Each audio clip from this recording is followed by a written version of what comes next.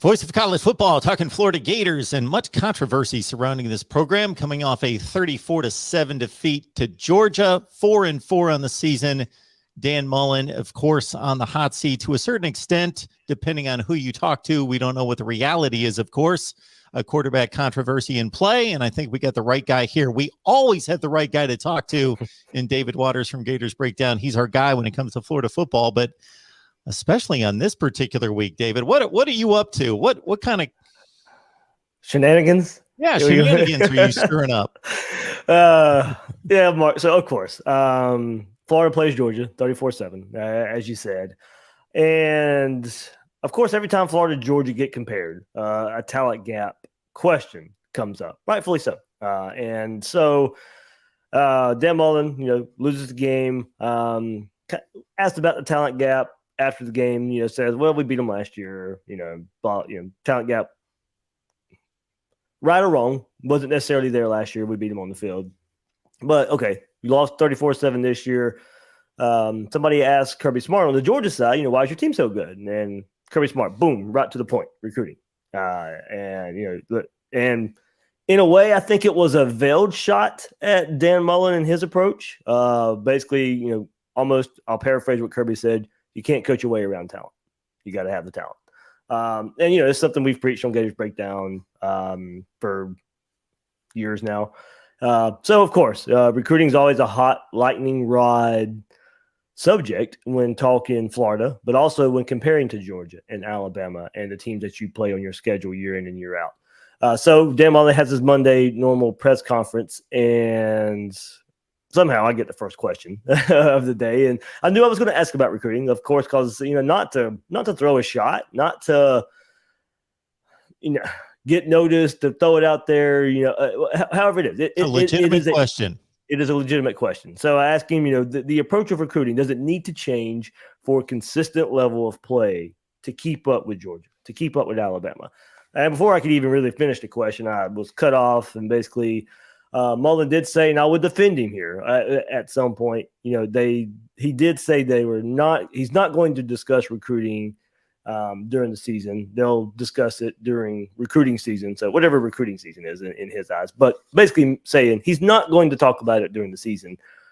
It kind of got misconstrued along the way, saying that he was not going to recruit during the season. And that's not what he meant. That's not what he was saying. He just basically pointed at me, at us in the media, not going to talk about recruiting during the season. So of course, a different strategy of approach than what Kirby Smart and Nick Saban, everybody, you're recruiting 24/7. Everybody knows that. So, and I will defend him there. It did get thrown out there. Oh, Dan Mullen only recruits during recruiting season. That's not what he said. And it was, if you listen to it, not just, read it, go by the quotes that were thrown out there. If you listen to it, it was a pointed at the media. I'm not going to talk about it right now. So there we go. That's the gist of it. It blew up. It's out there everywhere. Dan Mullen's getting thrown under the bus for his first of all, just recruiting prowess overall anyway, and that's fair. But the expansion of that to say he doesn't care or that he doesn't recruit, kind of a bit too far. Yeah. So there's a lot to unpack here. When Dan Mullen first got the job at Florida, coming from Mississippi State, for an outsider like me who just evaluates college football and looks at the numbers and the evaluation on the surface, it's difficult to say if a coach at Mississippi State can go to Florida, and then obviously the expectations of the recruiting is so much higher from being, let's say, 30th in the country to wanting to have and needing to have top 10 classes at Florida. So coming into the head coaching position at Florida, was it a known factor, or did people conclude that this was not a strength of his? Concluded that it wasn't a strength, but Mark, I think the hope was he knew he had been at Florida under Urban Meyer. Yeah. Where it was live or die. You Yes. ate, and it at Ohio State. I mean, Urban Meyer's approach to recruiting. And then you're going to be a head coach at Mississippi State where you're playing the best to ever do it. Year in and year out. You know what it takes. You learn from one of the best. You played against the other best, all at the same time. So, don't get me wrong. I think there's a lot of I think there's a lot of appreciation for coaches to want to do it their way. But when you learn from the best and go against the best, you know what it takes, especially in the SEC. Now, of course, can you get away with it at other places and you can make the playoff in a year where you're not recruiting at a top 5-ish, 7-ish level? Of course you can. But in the SEC, when it's Florida, or when it's Georgia, when it's Alabama, when it's LSU, when it's Texas A&M, and it's Auburn, those programs recruit at the level or better than you right now. And then you're going to add 2 more to the mix with Texas and Oklahoma. So, the future kind of comes into play here a little bit too. But, Mark, I'll go back, and I tweeted this long thread the other day. At 2018, when Dan Mullen was hired, he was the absolute right man for the job. Florida, at that time, really just needed to dig out of a hole. They needed to dig out of an offensive hole. And I thought along the way, he knew what it would take as far as recruiting goes to get Florida back to a level because of what I said. Him learning from Urban, him learning against Saban of what it takes year in and year out to be at a championship level.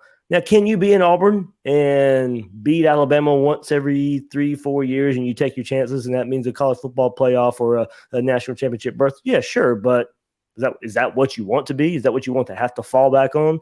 You shouldn't have to. And for, besides this year, I know it's not, and maybe even the end of last year, Dan Mullen's getting questioned as a game day coach and a play caller a little bit as well. But given his overall reputation in that department, you pair that up with a top 5 roundabout recruiting class, pair that up with his coaching acumen, Florida's probably going to win a championship more times, not more times not, but eventually going to win a championship. Recruiting's not even at that level right now. David, I don't want to misrepresent what I believe you've stated here and also tweeted, so I'm going to state it this way because I completely agree with it. When you've got a Nick Saban, who's the greatest of all time in your own division or in the conference, yes, is that something to say, wow, we've had to go up against this? We haven't been playing in the Pac-12 or the ACC Coastal for the last 10 years. We've had to go up against this. But, hey, that's the environment. That's the circumstance. You're being paid a ton of money to win championships, compete for championships. And nothing says that Alabama is going to be the greatest of all time and the best. And that's all the way that's what it is. There were generations gone by and not too long ago when Florida was better than Alabama, that Auburn was better than it. This is not set in stone and written in history that Alabama always has to be number 1. They can be dethroned. It isn't just a default that we give up. We can never get past this. Mark, I'm glad you brought that up. A lot of Gator fans will throw out there, it's not fair to compare to Nick Saban and Alabama. Why isn't it? Why? You think Georgia, when they hired Kirby Smart, well, we can't be Alabama. We won't. That's not their goal. They're not sitting there saying, well, you can't compare us to Alabama. No, they want to be compared to Alabama, and that's the mindset. And they have done everything in their power to do so. And now I know, keep talking about Gator Nation and the Gator fan base. I'm part of it too. I know. And they'll sit here and throw, well, what has Georgia won? It doesn't matter what Georgia's winning. They're keeping Florida from winning. I could care less how many national championships Georgia has. They're keeping Florida from winning national championships with their level of recruiting and beating Florida in Jacksonville more times than not since Dan Mullen has taken over. So it's not about what Georgia is doing in the grand scheme of things. It's about what they're doing to keep Florida from doing what they should be doing. So there's a couple of different ways to look at it. Mark, I mean, not to sound too down on Dan Mullen, if he's willing to change his ways and staffing and recruiting, keep him. I mean, but he's got to be willing to make those changes. I think he's the right guy. Like I said, you pair his coaching with the talent level, I think he can do it. But there's going to be some looking in the mirror from administration, from athletic director, Dan Mullen, players, coaches, all that needs to happen for this thing to get turned around and be a title contender year in and year out. David Waters, Gators Breakdown.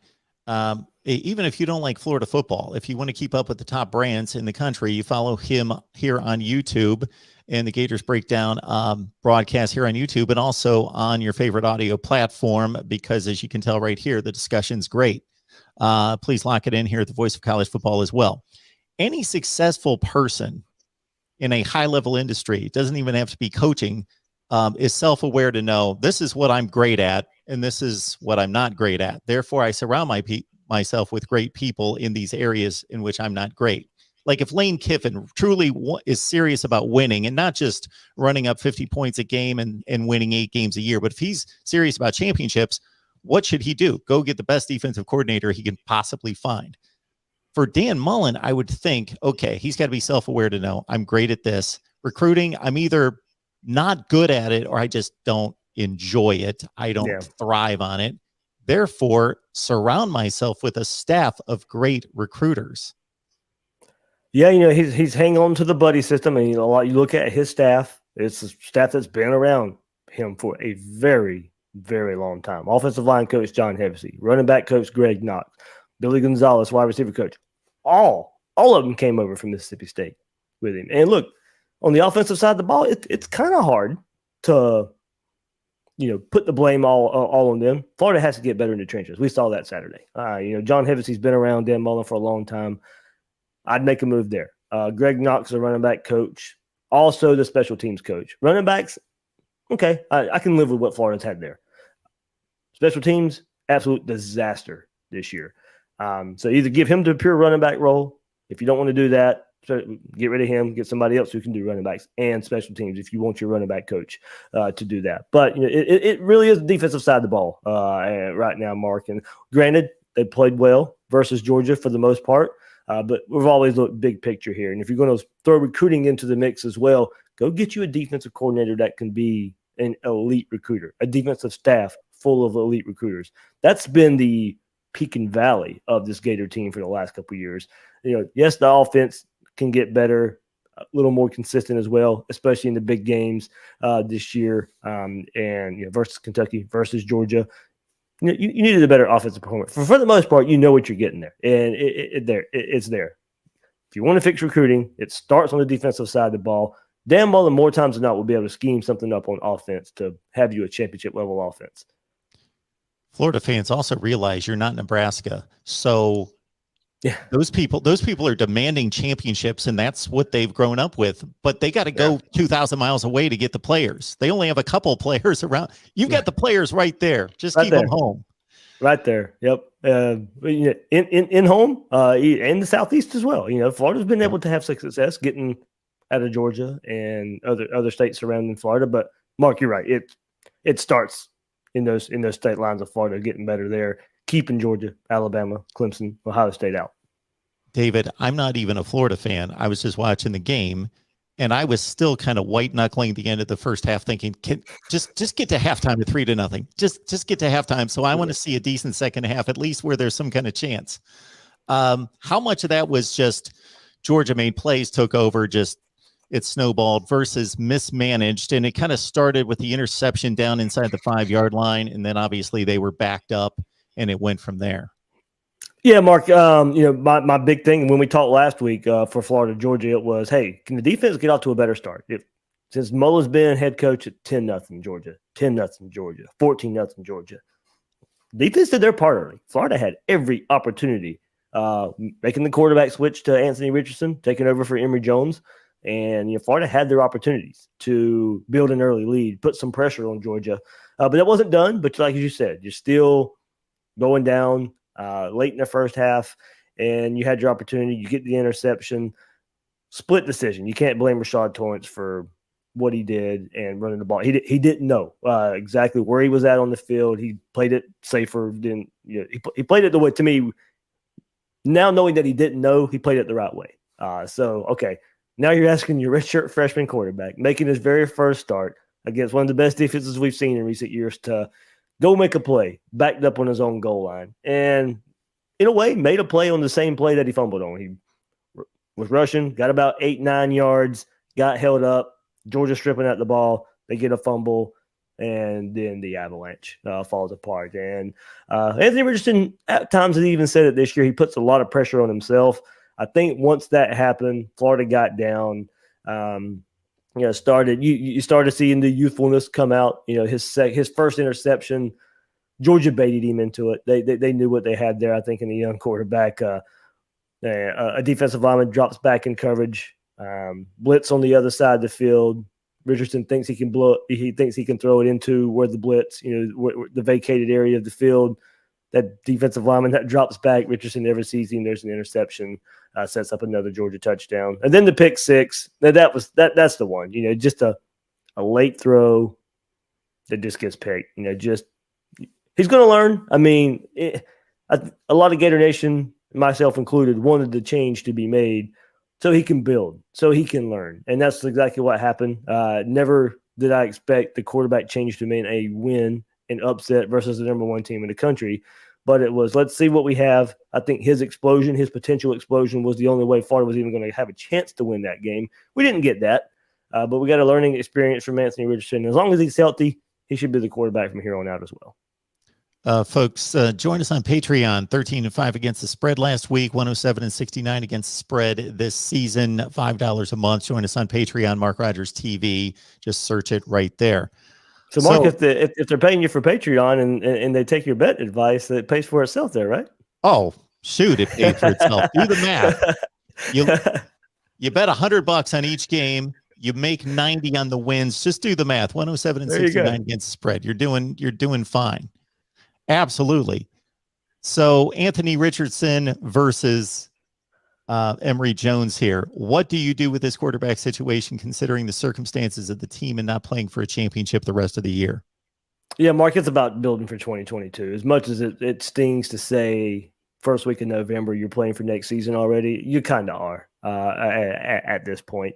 As long as Anthony Richardson's healthy, he did get dinged up versus Georgia, maybe possible concussion, shoulder, definitely an upper body injury there that he may be dealing with. Latest I've heard, I don't know if anybody wants to really say much about the injuries, but he should be good. That's about the extent of it. And nothing 100% confirmed there. But from hearing around, probably should be good to go. So we'll see. I hope Dan Mullen doesn't fall back. I mean, if you started him versus Georgia, you obviously look. You didn't start. I hope you didn't start Anthony Richardson because the cries were loud, the fans were loud, the media was loud about wanting to see a quarterback change. It needed to be because you believed he could go win you a ball game or he could play better than Emory Jones. So if that's the thought you had a week ago, I believe that should be the thought you have moving forward. For 4 teams you should beat: South Carolina, Samford, Missouri, Florida State. So you build on this season. Mark, it kind of something that went by. Mullen shut down media all week after the press conference yesterday. No more media sessions except for the SEC teleconference this week that he's mandated to do. But no other assistant coaches, no players talking to the media this week. So it's kind of a bunker man. David, what does that tell you? That just screams of paranoia to me. A couple things about that, Mark. Of course, we mentioned what happened, and I asked a recruiting question yesterday, and immediately got shut down, and he's not going to answer. But also, the Athletic come out with a pretty damning article on the program right now, the lack of physicality, the softness, mainly on defense there. But so a lot of negativity out there right now, and I think Mullen's just trying to shield his team from that. I think there was there was a come to Jesus moment yesterday with the head coach. First of all, starting with himself, that filtered down to the staff, that filtered down to the players of not acceptable and taking more accountability. And I think, and I actually don't blame him for this. There is a lot out there right now about this Gator program. So now a bunker mentality. We're going to get this thing fixed, but it starts with us. And we need to look inside before we move forward. And I think that's the message right now is, hey, we need to fix ourselves. We need to worry about ourselves before we can worry about anything else out there. And I think that's kind of the bunker mentality this week. And Mark, that's still got to pay off. It's all well and good that you're doing that Saturday night versus South Carolina. It can't be first of all, definitely can't be a loss, but it can't be this struggle your way to a 7-10 point win. South Carolina's got their own issues. They've got their own quarterback injury issues. This is a game Florida should win by double digits easily if the mindset's there and this team wants to play. And I think that's the approach of this team this week. And I will say Florida State may turn out to be a tougher game than we anticipated a couple weeks ago.